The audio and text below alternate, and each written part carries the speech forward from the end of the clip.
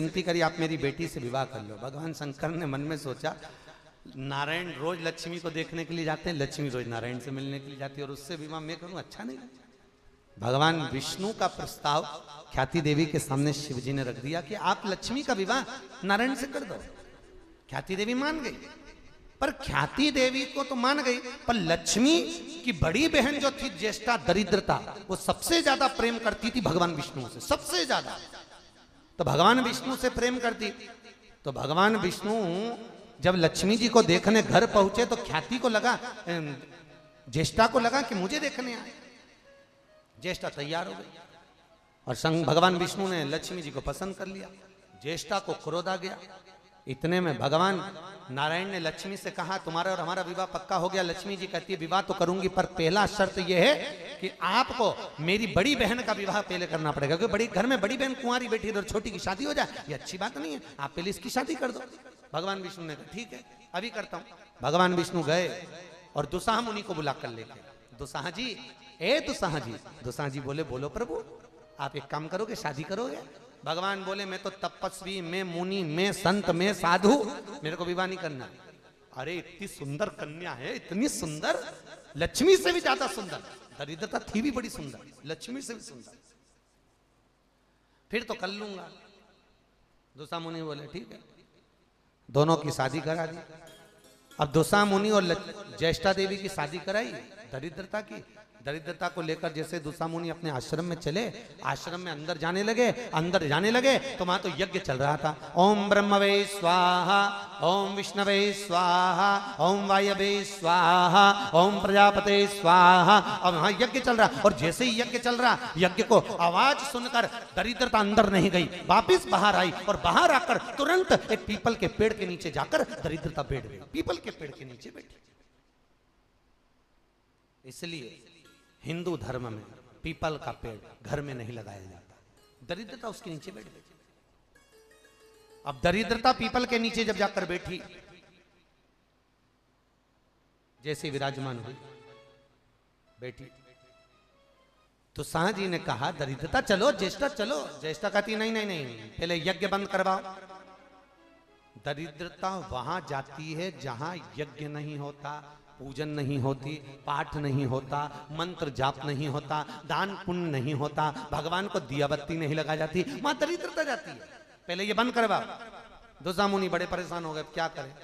अब दरिद्रता पीपल के पेड़ के नीचे बैठी। इतने में लक्ष्मी जी ने नारायण से कहा मेरी बहन की शादी हो गई, अपन दोनों की भी हो गई, चलो बहुत दिन हो गए मिलने चलते। चल भगवान विष्णु आए और भगवान विष्णु पहुंचे। जैसे आप किसी के यहां मिलने जाओगे तो कुछ लेकर जाओगे कि नहीं जाओगे? लक्ष्मी और नारायण मिठाई लेकर चले, और जैसे ही मिठाई दी दरिद्रता को, दरिद्रता ने पूछा लक्ष्मी क्या लेकर आई है, क्या लाई है तू, क्या लेकर आई है? लक्ष्मी जी कहती हैं मैं तेरे लिए लेकर आई, तू लेना ले। जो डब्बा खोला उसमें मिठाई थी। मिठाई को देखकर दरिद्रता ने उठाकर फेंक दिया। शर्म नहीं आती तेरे को? मेरे लिए लाई तो मिठाई लेकर आई है, तुझे मालूम नहीं मुझे क्या पसंद है? लक्ष्मी कहती है मैं जानती हूं तेरे को खट्टा और तीखा पसंद है, पर मैंने सोचा तेरा विवाह हो गया है इसलिए तुझे मिठाई अच्छी लगेगी।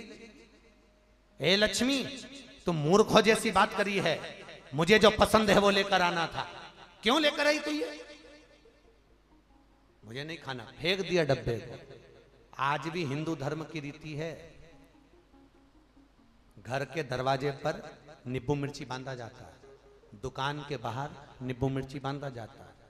दुनिया के लोगों से पूछो ये नींबू मिर्ची क्यों बांधते हो, तो कहते हैं नजर से बचाने के लिए। अरे उन ढोंगियों को कौन बताए कि ये नजर से बचाने का नहीं है, ये नींबू मिर्ची इसलिए बांधा जाता है कि लक्ष्मी और दरिद्रता दोनों प्रतिदिन घूमने के लिए जाती हैं, प्रतिदिन। और जब इनको भूख लगती है तो ये घर के अंदर आती हैं, तो मिठाई फ्रिज के अंदर रखी जाती है, नींबू मिर्ची दरवाजे पर बांधा जाता है। क्यों? दरिद्रता वहीं से खाकर बाहर की बाहर लौट जाए और लक्ष्मी मिठाई खाने के लिए अंदर आ जाए, क्योंकि हमें घर में लक्ष्मी चाहिए, दरिद्रता नहीं। नींबू मिर्ची बाहर, वहीं से खाएगी वहीं जाएगी। इसलिए हमारे हिंदू धर्म में 4 चीजें बेटी के विदाई में नहीं दी जाती। पहले नंबर पर सुई, दूसरे नंबर पर चलनी, तीसरे नंबर पर झाड़ू और चौथे नंबर पर अचार की बरनी। बेटी की विदाई में कभी नहीं दी जाती साहब, ये 4 चीजें नहीं देती। कई लोग कहते हैं तुम्हारे मम्मी के हाथ का अचार अच्छा लगता है, लेकर आना, और माँ भी मना कर दे देती है। पर माँ को ये भान नहीं होता बेचारी को कि मैं अचार की बरनी दूंगी तो बेटी को कभी सुख नहीं मिलेगा। या तो वो तन से दुखी रहेगी, या मन से दुखी रहेगी, या वो धन से दुखी रहेगी। बेटी दुख तो पाएगी, अगर अचार माँ के घर से गया है तो दुख तो उसको भोगना पड़ेगा, वो सुख नहीं भोग सकती। कोई बेटी अगर तन से दुखी होगी तो कोई मन से दुखी होगी तो कोई धन से दुखी होगी। अचार ले जाओ, ले जा। 4 चीजें बेटी की विदाई में नहीं देते। पहले नंबर पर बोलो जम के बोलो, सुई, दूसरे नंबर पर चलनी, तीसरे नंबर पर झाड़ू और चौथे नंबर पर अचार। ये बेटी की विदाई में नहीं दिया जाता। बेटी को कितना भी अच्छा लगे तू यहां आकर खा ले, यहां रह ले, मना नहीं, पैसे ले जा वहां डाल लेना, पर हम नहीं लेंगे। तू दुखी रहे, हमको कौन सा सुख मिलने वाला, हमको सुख का अनुभव नहीं होगा, हमें सुख प्राप्त नहीं होगा। तू लेकर। महाराज दुसा मुनि दुर्वासा जी के पास में गए और दुर्वासा बाबा से जाकर पूछा, मैं अपनी पत्नी दरिद्रता को कहां लेकर जाऊं, आप बताओ। कहा, जिस घर में रात्रि में झूठे बर्तन पड़े रहते हो उसके घर में दरिद्रता को ले जाओ। किसके घर में? जम के बोलिए जरा। जिसके घर में रात्रि में झूठे बर्तन पड़े रहते हो। इसलिए हमारा शास्त्र कहता है रात को अगर बर्तन मांजन नहीं जाता, बर्तन मांजने वाले नहीं आते, या आप नहीं मान सकते, तो झूठे बर्तन में पानी डाल दे। सास कई बार कहती है डाल दे पानी, उसमें 1 लोटा पानी भर दे। पर लोग कहते हैं आओ पड़े तो हैं, सुबह आएगी ना मांजने वाली, मांज देगी। पर सास क्यों पानी डलवा रही है? उसका कारण है कि झूठे बर्तन जहां पड़े रहेंगे, झूठे बर्तन जहां रहेंगे वहां दरिद्रता निवास कर जाएगी, वहां सुख नहीं मिलेगा, वहां संपदा नहीं बढ़ सकती, वहां आनंद की अनुभूति नहीं हो सकती, वहां सुख प्राप्त नहीं। जिसके घर में कांटेदार पौधे लगे हों वहां दरिद्रता का प्रवेश हो जाए। महाराज दरिद्रता के स्थान दिए, दरिद्रता। तो यहां आज भोजन की प्रधानता कही। भीष्म पितामह को क्रोध आया कि मुझे कल मर जाएगा, क्योंकि अन्न का असर है, आप जैसा पाएंगे वैसा सुख भोग पाएंगे। किसी मंदिर में जाओ, चरणामत अवश्य लो। क्या लेना चाहिए? जम के बोलो, चरणामत। किसी मंदिर में जाओ तो चरणामत अवश्य लीजिए। किसी मंदिर में जाओ तो तुलसी का दल अवश्य लीजिए, अवश्य प्राप्त करो। किसी कथा में जाओ तो कुछ भाग तुलसी दल का अवश्य लीजिए, प्रसाद अवश्य लीजिए।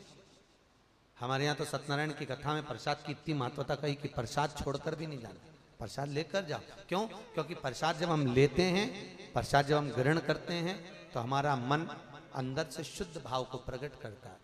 जो हमारा क्रोध है, तपन है, अहंकार है, वासना है, तृष्णा है, लोभ, आसक्ति, ये समाप्त होती है। लीजिए। शास्त्र महाराज